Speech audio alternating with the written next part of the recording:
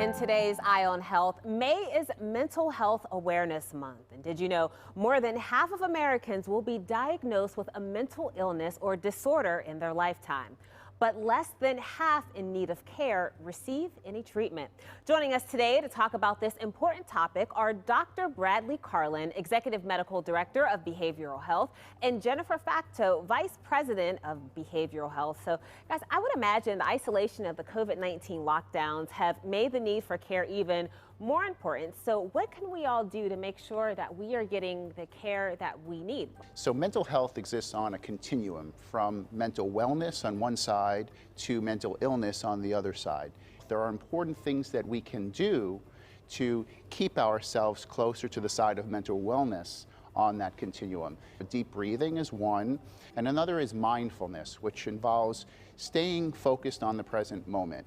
And one in particular type of mindfulness that I personally practice and encourage others to do so is gratitude. Secondly is making sure we get enough sleep. Sleep is the center of the well-being universe. And third is social connectedness. So many things to consider there, especially the sleep component. I resonated with that one. So Jennifer, let's talk about the stigma around mental health. And I mean, do people feel pretty much like guilty for taking care of their mental health? Stigma still very much exists in this space of mental health. And so stigma is negative beliefs or attitudes that I have about myself or that other people might have about me if I have a behavioral health condition. I'm still much more likely to share my physical health condition, right, with my friends or my family or my employer. For example, much more likely to share that I have diabetes or that I have a cancer diagnosis than I am to share that I have depression, anxiety, or substance use disorder. And that should be a comfortable conversation. And Dr. Carlin, I mean, how does one identify that they're dealing with a mental health concern, or maybe a family member that's dealing with something like that? So we all have tough days, and it can be challenging to distinguish what are tough days, what is feeling blue versus what is depression or a mental health condition. So is the distress, is the change in behavior something that significantly interferes with day-to-day functioning? And secondly is duration, is looking at how long have those symptoms or changes in behavior been present for. If it is approximately 2 weeks or more, then that's something that it might suggest reaching out for help. And when in doubt, reach out, because we know that the earlier you reach out, even if the symptoms might be mild or moderate in nature, oftentimes the more effective the intervention can be. Yeah, when in doubt, reach out. I like that. And how has the pandemic changed the way we look at mental health?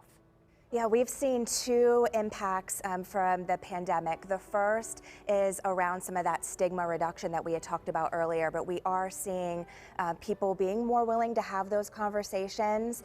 It's something we all went through together right over these past 2 years, as most of us felt some kind of worry, nervousness, anxiousness, right? So I think we have been more likely to talk about it. I've been in this field for 20 years, and it's certainly the first time that we're really seeing interest across the board, to people really interested, being curious, wanting to start to talk. So that's the first thing. The second thing is we saw a huge increase in virtual health or telehealth services. So we saw upwards of 6,000% increase in telehealth services. So we know that people are interested in and willing to get care through that telehealth method, and we know that it's just as good as in-person treatment, and certainly people love the convenience of it. But there's a new app, right, that can really help with people just addressing their mental health. There's behavioral health coaching that is available where an individual has an opportunity through text, through telephone, to reach out and get support in their day-to-day life. I love the idea of an app, because for some people seeking out a practitioner, it can be intimidating. So this is a great first step. So thank you both for all of this eye-opening information. It was really helpful for me, and I'm sure people listening. Remember to keep watching for our Eye on Health series right here on PTL. It happens on Wednesdays, and it's brought to you by Highmark Blue Cross Blue Shield, together with Allegheny Health Network for your health. Mikey, thank you so much. And mental health, such a timely topic today.